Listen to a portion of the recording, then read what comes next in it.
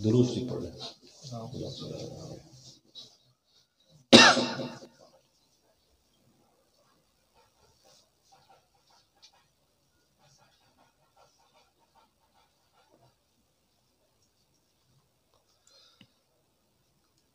الحمد للہ وحدہ والصلاة والسلام علی من لا نبی بعدہ۔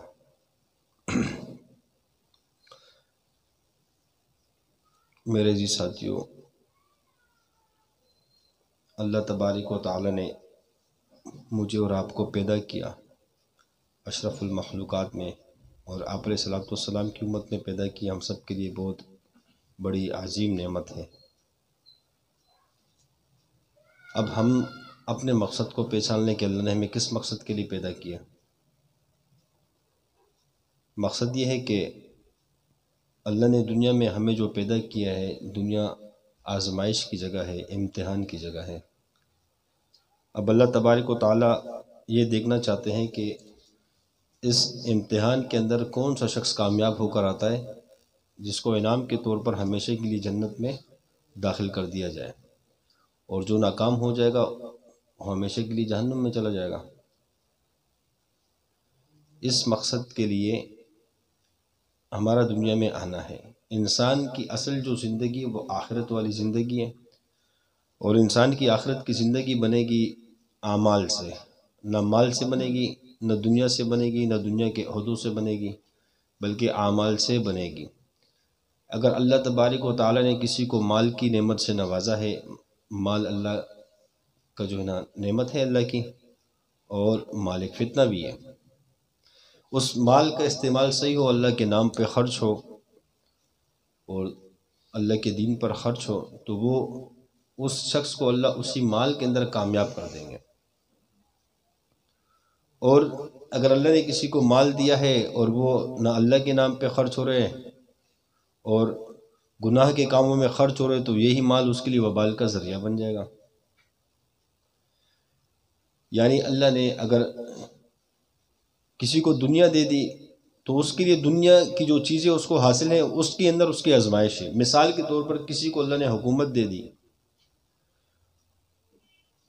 اب اس حکومت میں جس سے اللہ جل جلالہ کے احکامات کو، آپ علیہ الصلوۃ والسلام کے مبارک طریقوں کو زندہ کیا اور اللہ کی رضا پر اس حکومت کو چلایا، اور ایسے اس نے کارنامے انجام دیے جس سے اللہ تبارک و تعالیٰ راضی ہو جائے، یعنی ایسے اعمال اس نے اس حکومت میں ہی اپنائے اس عہدے کے ساتھ، تو اللہ اس کو کامیاب کر دے گا۔ اگر اس نے وہ حاکم جو ہے، بادشاہ جو ہے، وہ بھی دنیا میں لگ گیا، اللہ کو بلا بیٹھا اور دین کے احکامات کو بلا بیٹھا، یعنی اس نے اعمال نہیں کیے نیک اعمال، تو وہ اس کی حکومت اس کے لیے بربادی کا سبب بنے گی۔ اسی طریقے سے انسان کی زندگی جو بنے گی وہ اعمال کے ذریعے سے بنے گی، نہ تو مال کے ذریعے سے، نہ عہدوں سے، اعمال سے بنے گی۔ اب ہم سب کو نیک اعمال، ایسے اعمال کرنا چاہیے کہ جو آخرت میں ہمارے لیے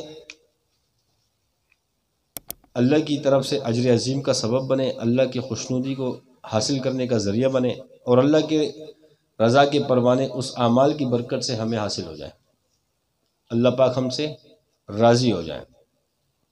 یہی اعمال ہے جو انسان کو بلندی کی طرف بھی لے جاتے ہیں، اور انسان کو برے اعمال جو ہے اس کا نتیجہ برا ہے۔ اعمال میں سے سب سے پہلی چیز نماز ہے۔ ہم سب کی نمازیں درست ہو جائیں، کیونکہ نماز جو ہے یہ فرض عین ہے، اور بہت بڑا حکم ہے اللہ کا۔ نماز آپ علیہ الصلوۃ والسلام جب معراج میں گئے تو آپ علیہ الصلوۃ والسلام کو تحفے میں دی گئی نماز۔ نماز کوئی معمولی عمل نہیں ہے۔ حدیث کا مفہوم ہے کہ قیامت کے روز سب سے پہلے نماز کے بارے میں سوال کیا جائے گا۔ جس کی نماز پوری نکلی اس کے باقی اعمال بھی پورے نکلیں گے، اور جس کی نماز میں کمی کوتاہی رہ گئی، نماز میں گڑبڑ نکل آئی، تو اس کے باقی اعمال میں بھی گڑبڑ ہوگی۔ کیوں؟ حدیث کا مفہوم ہے کہ جو شخص مسجد میں آنے جانے کا عادی ہو، اس کے ایماندار ہونے کی گواہی دو۔ مسجد کے اندر وہی شخص آتا جاتا ہے جو نماز کا پابند ہوتا ہے۔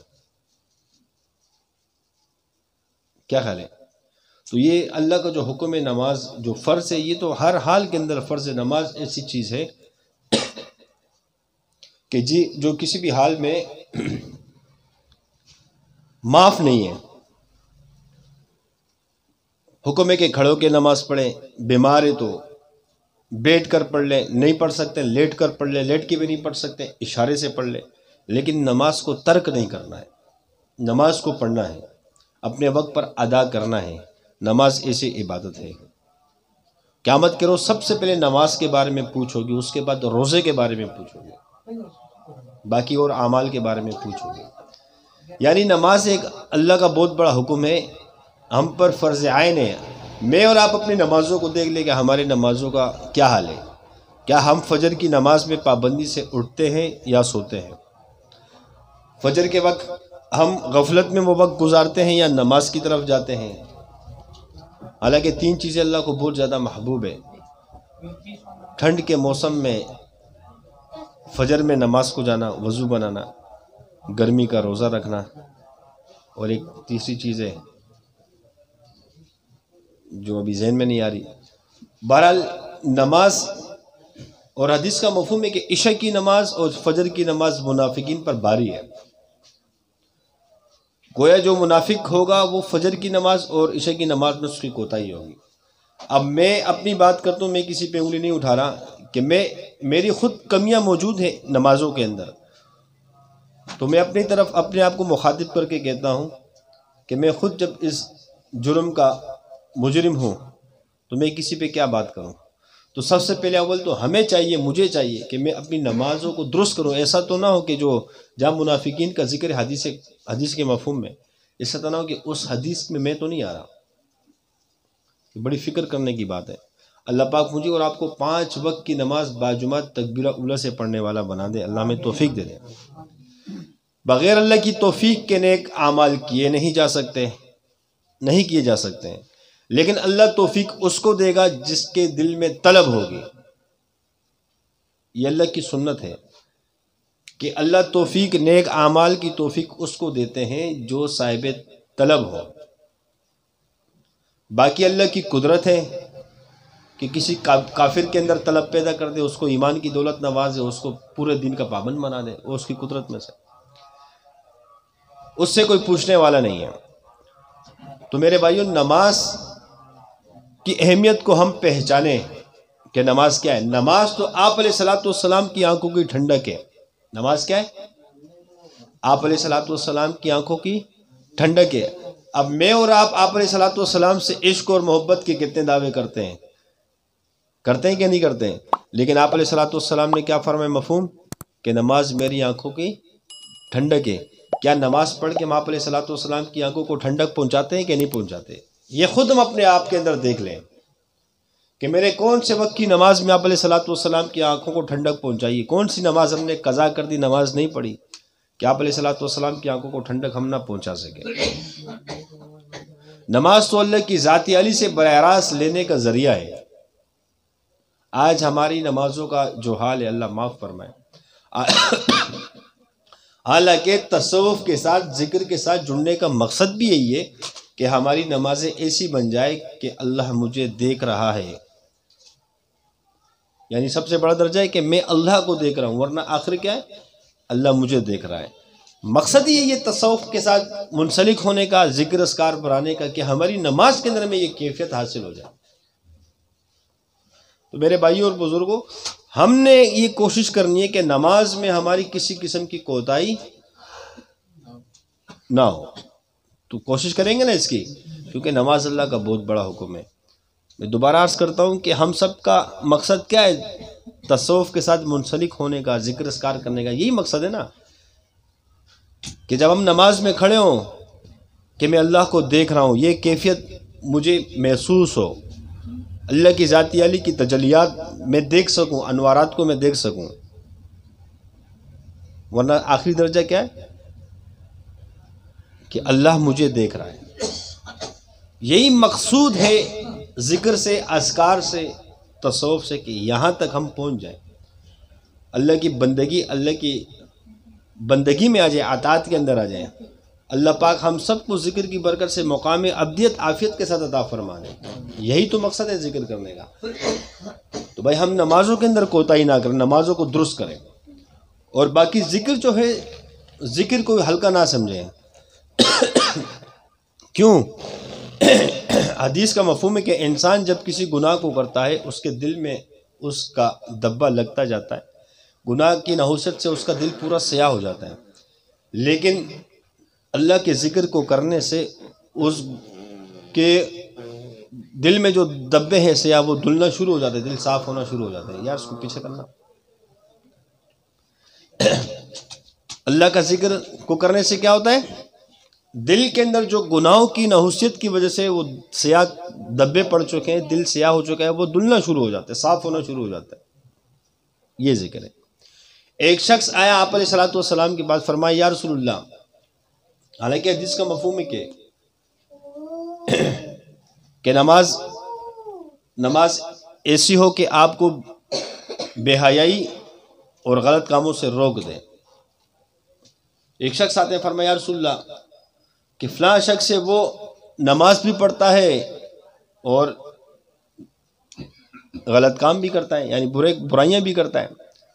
آپ علیہ الصلوۃ والسلام نے فرمایا مفہوم کہ عنقریب اس کی نماز اس کو اس برے فعل سے دور کر دے گی۔ یعنی اللہ کی ذاتی علی سے امید رکھنی چاہیے کہ ہم جو ذکر کر رہے ہیں اس کی برکت سے اللہ ہم سب کی نمازوں کو بھی بنا دے گا، ہمارے اعمال کو بھی درست کر دے گا۔ نا امید اللہ کی ذات سے نہ ہو، لیکن دل کے اندر تڑپ بھی ہو اور طلب بھی ہو۔ انسان جب گناہ کرتا ہے، انسان سے گناہ سرزد ہو جاتے ہیں، جب یہ دن میں ذکر کرتا ہے، ذکر کی برکت سے اللہ ان کے گناہوں کو معاف کر دیتے ہیں، گناہوں کو اللہ معاف کر دیتے ہیں۔ لیکن کچھ گناہ ایسے ہیں جو توبہ سے معاف ہوتے ہیں۔ گناہ کبیرہ توبہ سے معاف ہوں گے۔ تو میرے بھائیوں، ہم اس ذکر کی اہمیت کو پہچانیں کہ ذکر ہی ایسی چیز ہے جو ہماری عبادات کے اندر ہمیں قوت عطا کرے گی۔ ذکر کرنے سے ہم جو بھی عبادات کریں گے اس کے اندر اللہ قوت پیدا کر دے گا، اس کے اندر جان ڈال دے گا اللہ۔ اس عبادات کو ذکر کی برکت سے اللہ کمال تک پہنچا دے گا، کمال والا بنا دے گا۔ اب ہمارا ذکر بھی جو ہو اس کے اندر ہم ڈنڈی مارنے کی کوشش نہ کریں، ایک رسم بنانے کی کوشش نہ کریں، رواج پہ جان چھڑانے کی کوشش نہ کریں کہ بس جان چھڑاؤں، معمولات کریں۔ نہ کرنے سے بہتر ہے، نہ کرنے سے بہتر ہے کہ کریں ذکر، چاہے وہ جان چھڑا کر کریں جس طریقے سے، لیکن کمال تو یہ ہے کہ ہم ذکر کو کریں اللہ کے دھیان کے ساتھ کریں۔ کس کے ساتھ کریں؟ اللہ کے دھیان کے ساتھ کریں۔ ذکر کی اہمیت کو سامنے رکھ کر ذکر کریں، ذکر کے فضائل کو سامنے رکھ کر ذکر کریں، پھر وہ کمال تک ہمیں پہنچا دے گا وہ ذکر۔ اگر یہ کیفیت نہیں میسر، یہ کیفیت محسوس نہیں ہوتی، یہ کیفیت ہماری نہیں بنتی، یہ جذبہ ہمارا نہیں بنتا، تو چلو پھر وہ اپنا نصاب پورا کرنے کسی طریقے سے اسی میں چلتے رہیں۔ لیکن ساتھ میں کوشش ہو کہ ہم آگے بڑھنے کی کوشش کریں، ہمارے اعمال درست ہو جائیں۔ کیوں؟ کہ اللہ کی مدد کو حاصل کرنے کے لیے اعمال ہی ہے جس کے ذریعے سے اللہ کی مدد کو حاصل کیا جا سکتا ہے۔ اللہ کی مدد کو حاصل کرنے کے لیے نقد مدد، نماز ہے، قرآن ہے، ذکر ہے، صدقہ ہے، نیک اعمال ہے، دعائیں، ان کی برکت سے اللہ کی مدد حاصل ہو جاتی ہے۔ یعنی ذکر بہت بڑی اہمیت کا حامل ہے۔ آپ علیہ الصلوۃ والسلام کی لخت جگر حضرت سیدہ فاطمہ رضی اللہ تعالیٰ عنہ، وہ دن بھر کام کرتی تھی، گھر کے کام کاج کرتی تھی، کنویں سے پانی نکالتی تھی، جسم پر رسیوں کے نشان پڑ جاتے تھے، تھک جاتی تھی، ایسے کاموں کے اندر مشغول، گھر کے کام، صفائی کے سب چیز معاملات سارے۔ ایک دفعہ آپ علیہ الصلوۃ والسلام کے پاس غلام آئے۔ حضرت علی رضی اللہ تعالیٰ عنہ نے فرمایا، حضرت فاطمہ سے کہا کہ آپ علیہ الصلوۃ والسلام کے پاس غلام آئے، آپ اللہ کے رسول صلی اللہ علیہ وسلم کے پاس جا کر ایک غلام مانگ لو، آپ کے لیے کام میں آسانی ہو جائے گی، آپ کی مشقت تھوڑی سی کم ہو جائے گی، آپ کو غلام مل جائے گا، آپ کے ساتھ ہاتھ بڑھتا رہے گا کاموں کے اندر۔ حضرت فاطمہ رضی اللہ تعالیٰ عنہ آپ علیہ الصلوۃ والسلام کے پاس جاتی ہیں، لیکن کچھ کہہ نہیں پاتی، واپسی جب آتی ہیں، پھر آپ علیہ الصلوۃ والسلام جب اپنی بیٹی لخت جگر کے گھر جاتے ہیں، فرماتے ہیں حضرت فاطمہ رضی اللہ تعالیٰ عنہ سے کہ کیا ہوا، آپ اس دن آئی تھی؟ اور فرمایا یا رسول اللہ، میں اس کام کے لیے آئی تھی. یعنی حضرت علی رضی اللہ تعالیٰ نے فرمایا کہ غلام آئے ہوئے، میں آپ سے غلام مانگ لوں تاکہ مجھے کام میں میری کوئی آسانی ہو سکے، میری کچھ مدد ہو سکے. آپ علیہ الصلوۃ والسلام نے فرمایا میں تمہیں غلام سے بہترین چیز نہ بتاؤں جو غلام سے بھی بڑھ کر ہو. آپ علیہ الصلوۃ والسلام نے فرمایا کہ فاطمہ جب رات کو سونے لگو 33 مرتبہ سبحان اللہ، 33 مرتبہ الحمدللہ اور 34 مرتبہ اللہ اکبر پڑھ لو، یہ غلام سے زیادہ بہتر ہے. یعنی آپ علیہ الصلوۃ والسلام اپنی لخت جگر، اپنی لاڈلی بیٹی کو کیا تجویز فرماتے ہیں؟ اعمال، اللہ کا ذکر فرماتے ہیں. یعنی تسبیح فاطمہ کے نام سے یہ ذکر مشہور ہے. اور اس ذکر کی وہ تاثیر ہے، انسان دن بھر جتنا بھی کام کرے، جتنا بھی تھکا ہو، گولی کھانے کی ضرورت نہیں ہے. سونے سے پہلے اس عمل کو دہرا لے، اس عمل کو کر لے. 33 مرتبہ سبحان اللہ، 33 مرتبہ الحمدللہ اور 34 مرتبہ اللہ اکبر پڑھ لے، اس کو نیند بھی سکون سے آ جائے گی اور ساری اللہ تھکاوٹ بھی دور کر دے گا. اور ثواب کا ثواب، اجر کا اجر. یعنی آپ علیہ الصلوۃ والسلام نے بھی اپنے لاڈلی کے لیے کیا اعمال پیش کیے، اعمال تجویز کیے، اعمال بتائے کہ اعمال کے ذریعے سے زندگی بنے گی. اب ہم جو ذکر اذکار کرتے ہیں، اللہ پاک ہمیں بھی ذکر سے وہ محبت عطا فرما دے کہ ہمارا جب بھی کوئی بھی مسئلہ ہو کسی بھی قسم کا، ہم اس ذکر کو یقین کے ساتھ کریں اور اللہ اس میں یہ ہماری تمنا ہو کہ میں جو اعمال کر رہا ہوں اسی کی برکت سے اللہ کی مدد میری طرف متوجہ ہونی ہے، نقد، ادار نہیں، شک ہی نہیں. اور اس اعمال کی برکت سے، اس ذکر کی برکت سے اللہ نے میرے تمام مسائل کو حل کرنا ہے. میرا اور آپ کا اتنا قوی یقین بن جائے اس ذکر پر کہ اس ذکر سے اللہ پاک، کیونکہ جب تک اللہ اللہ کرنے والے ہوں گے قیامت نہیں آئے گی. یعنی اس اللہ کے نام کی اتنی تاثیر ہے کہ اللہ نے قیامت جیسے ہولناک دن کو روکا ہوا ہے. یعنی اس سے بڑا اور خطرناک دن کیا ہوگا کہ اللہ کے نام کی برکت سے اللہ نے قیامت کو آنے سے روکا ہوا ہے. جب اللہ اللہ کرنے والا کوئی نہیں ہوگا تو قیامت آ جائے گی. تو اللہ کے ذکر سے اللہ پاک جو ہے نا نقد مدد کرتے ہیں. اس ذکر پر ہمارا یقین بن جائے. ابراہیم علیہ الصلوۃ والسلام کو جب آگ میں ڈالا گیا، ذکر ہی کیا نا آگ میں، حسبنا اللہ ونعم الوکیل. اس ذکر کی برکت سے آگ کو اللہ نے براہ راست حکم دیا کہ میرے محبوب پر، میرے خلیل پر ٹھنڈی ہو جا، سلامتی والی ہو جا. وہ آگ اللہ نے ٹھنڈی کر دی. اس آگ کے اندر انار کا درخت فوراً لگا. اسی آگ کے اندر 40 دن رہے، سو بھی رہے، بیٹھ بھی رہے، کھا بھی رہے، پی بھی رہے. ایسی اللہ کی مدد آئی اس ذکر کی برکت سے. یونس علیہ الصلوۃ والسلام مچھلی کے پیٹ میں کیا ذکر کر رہے ہیں؟ لا الہ الا انت سبحانک انی کنت من الظالمین. کہ اس ذکر کی برکت سے مچھلی کے پیٹ میں اللہ نے تمام قسم کے آفتوں سے، پریشانیوں سے نجات عطا کر دی. اسی کے اندر اللہ نے چین، سکون، اطمینان دے دیا. حالانکہ مچھلی کا پیٹ اتنا گرم ہوتا ہے کہ اس کے اندر لوہے کو بھی ڈال دیا جائے وہ بھی گل جائے گا. یعنی اس پہ ہمارا یقین بن جائے کہ ذکر جو ہے، اور یہ اللہ کی بہت بڑی نعمت ہے کہ اس پرفتن دور کے اندر اللہ نے مجھے اور آپ کو ایسا سلسلہ عطا فرمایا، سلسلہ نقشبندیہ شاذلیہ. اور اپنے شیخ حضرت مفتی سید نورزمان نقشبندی شاذلی دعوت برکاتہ العالیہ جو ہمارے شیخ ہیں، اللہ نے ایسے شیخ کی اللہ نے ہمیں نسبت عطا فرمائی کہ جن کی برکت سے اللہ نے ہماری زبانوں کو ذکر سے تر کر دیا.